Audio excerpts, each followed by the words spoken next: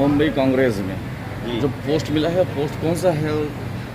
जी, मैंने आज मुंबई कांग्रेस में प्रवेश किया हूँ। अनिल शर्मा भाई हमारे जो मुंबई कांग्रेस के बिज़नेस सेल के प्रेसिडेंट है, एकनाथ गायकवाड़ साहब की मौजूदगी में हम लोगों ने मुंबई कांग्रेस में प्रवेश किया है। ये बिज़नेस सेल है, बिज़नेस एस्टैब्लिशमेंट है, जिसके अंदर हम लोग व्यापारी लोग को कांग्रेस पार्टी से जोड़ने का काम करेंगे।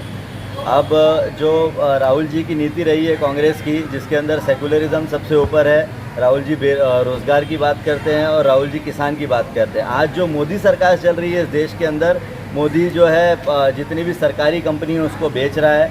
मोदी ने किसानों के खिलाफ कानून लाए हैं। मोदी हिंदू मुस्लिम सिख ईसाई सबको लड़ाने का काम कर रहे हैं। तो यहाँ पे हम कांग्रेस पार्टी को मजबूत करेंगे। उसका सिर्फ एक ही रीज़न है, क्योंकि आज पार्लियामेंट के पॉइंट ऑफ व्यू से अगर आप देखते हो या असेंबली के पॉइंट ऑफ व्यू से देखते हो, तो कोई दूसरी पार्टी हमको दिखती नहीं है जो बीजेपी को और आरएसएस को रोक सकती है। कांग्रेस एक अकेली ऐसी पार्टी है जो बीजेपी और आरएसएस को रोकने का मादा रखती है। क्योंकि कांग्रेस ने जब इस देश के अंदर 60-70 साल जब राज किया तो लोग इतने परेशान नहीं थे, इन्फ्लेशन इतना ज़्यादा नहीं था।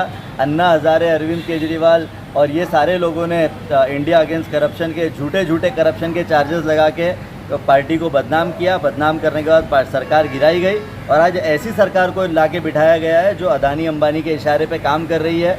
गरीब लोग मर रहे हैं। आज हमारे देश के अंदर जो लेबर मिनिस्ट्री का डेटा बोलता है कि 45 ईयर्स में अनएम्प्लॉयमेंट आज सबसे ज़्यादा हाई है। ये मैं नहीं बोल रहा हूँ, ये मोदी सरकार की लेबर मिनिस्ट्री का डेटा बोलता है। जीडीपी जो है हमारे देश के अंदर आज इतिहास है, आज़ादी के बाद सबसे ज़्यादा कम जीडीपी आज है, जो माइनस में चली गई है।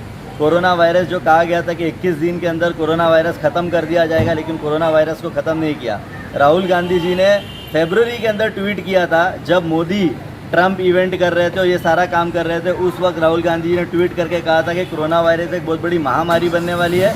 लेकिन इस सरकार के पास और नरेंद्र मोदी के पास, जो इस देश के प्रधानमंत्री, उनके पास विजन नहीं है।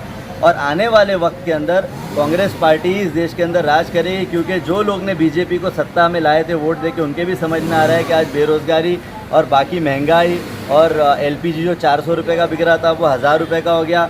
जो पेट्रोल डीजल की बात करते थे, आज जो क्रूड ऑयल है मार्केट के अंदर 35 रुपया 25 रुपये बैरल तक गया। जो मनमोहन सिंह के दौर में 80 रुपया बैरल था, तब भी जो डीजल पेट्रोल 70 रुपये में बिकता था। लेकिन आज वही डीजल पेट्रोल 35 रुपया बैरल होने के बाद भी क्रूड ऑयल आज 80 रुपये का बिक रहा है। तो क्या आने वाले समय में अगर सरकार कांग्रेस की आती है तो ये सारे दाम कम किए जाएंगे? आने वाले समय में अगर जब कांग्रेस की सरकार आएगी तो किसानों के लिए काम किया जाएगा। आने वाले दौर के अंदर जब राहुल गांधी जी की सरकार आएगी तो उस दौर के अंदर रोज़गार पे ध्यान दिया जाएगा। आने वाले दौर में सीएए और ये जो लोगों को बांटने का काम किया जा रहा है सरकार द्वारा, हिंदू मुस्लिम के अंदर जो आग फैलाई जा रही है, वो सबको ख़त्म किया जाएगा। आप जिस तरह से जो सेल की जिम्मेदारी आपको दी गई है, बिजनेस बहुत मायने रखता है देश को ऊपर ले जाने में। एक राजनीति ये भी हुई थी कि नरेंद्र मोदी को जब प्रधानमंत्री बनना था तो कई व्यापारियों को लेकर के हाथ में रखते हुए ब्लैकमेलिंग करके प्रधानमंत्री का दावेदार साबित किया गया था। तो आने वाले समय में कांग्रेस की इकोनॉमिक और देश की इकोनॉमिक के लिए जो जिम्मेदारी आपको दी गई है, उसमें आप किस तरह से काम करेंगे? देखिए, एकदम सिंपल सा अभी मेरा विजन इसके अंदर ऐसा है, अगर अब मैं पर्सनल लेवल पे बात करूं तो मेरा विजन ऐसा है कि मैं कम से कम आने वाले 6 महीने के अंदर 1,500 से 2,000 व्यापारियों को जोड़ूं नॉर्थ सेंट्रल के अंदर। हमारे इसके अंदर जो हमारा जो बिज़नेस सेल है उसमें कांग्रेस पार्टी से जोड़ूं, उनको हमारे सेल से जोड़ूं और उन व्यापारियों की जो दिक्कत होगी, जो उनको बीएमसी के द्वारा मंत्रालय के अंदर, पुलिस स्टेशन के अंदर जो उनको दिक्कतें आती हैं, उनके साथ खड़े रहूं और उनकी मदद करूं।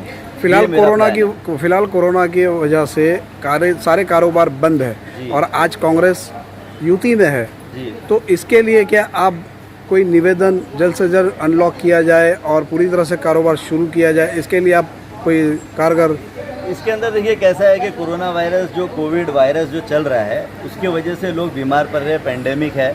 अब अनलॉक जो है, उद्धव सरकार जो महाविकास आघाड़ी सरकार है उसने अनलॉक की बात की थी और काफ़ी सारी चीज़ें खोल दी गई। जैसे आपको पता है कि अभी रेलवे भी जो है वो लेडीज़ के लिए खोल दिया गया है। उसके अलावा जो बिजनेसेस है उसको थोड़ा सा मतलब ये किया गया है कि बिज़नेस कर सकते हैं कुछ रेस्ट्रिक्शन के साथ में।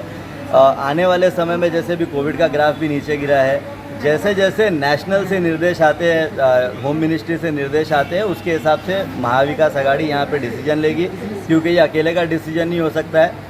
अगर समझो आज महाविकास आघाड़ी कोई डिसीजन लेती है और कोरोना वायरस फैलता है तो उसके बाद में काफ़ी दिक्कतें हो सकती है। इसके लिए सारा डिसीजन सेंट्रल के साथ मिलकर महाविकास आघाड़ी को लेना पड़ेगा। ये सोल डिसीजन नहीं हो सकता, क्योंकि ये लोगों की हेल्थ के बारे में सवाल है, ये किसी पार्टी का सवाल नहीं है। तो लोगों की हेल्थ ठीक रखने के लिए ये बहुत ज़रूरी है कि सारे मिल के डिसीजन ले और जो लोगों के हक में वो डिसीजन ले, ये मेरा कहना है। आपको जो पोस्ट मिला वो आपको